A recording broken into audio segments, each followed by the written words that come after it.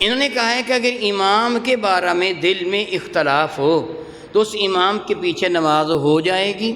یہی سوال تھا نا آپ کا. اگر امام کے بارے میں دل میں اختلاف ہو تو کیا نماز اختلاف کس قسم کا ہے یہ دیکھا جائے گا. اگر اختلاف اللہ اور اس کے رسول کی رضا کے لیے ہے تو نماز نہیں ہوگی. اگر ذاتی اختلاف ہے کہ میں نے اس سے پیسے مانگے تھے اس نے مجھے دیے نہیں، پھر نماز ہے.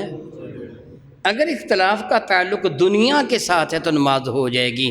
اگر اختلاف کا تعلق دین کے ساتھ ہے، یہ بندہ جھوٹا ہے، دغا باز ہے، فریبی ہے، وضو صحیح نہیں کرتا وغیرہ وغیرہ، اختلاف کا مقصد اللہ اور اس کے رسول کی رضا ہے کہ امام اس اللہ اور اس کے رسول کی رضا کے مطابق کام نہیں کرتا، پھر اس کے پیچھے نماز نہ پڑھیں، مگر لوگوں میں مشتہر نہ کریں. کسی مسلمان کا پردہ رکھنا بھی بہت اچھی بات ہے.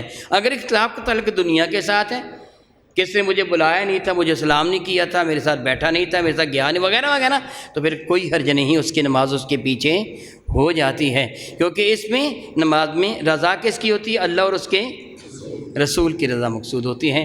اللہ تعالیٰ آپ کو بھی اور مجھے بھی ہمیشہ ان اعمال کی توفیق دے جن سے اللہ اور اس کا رسول راضی.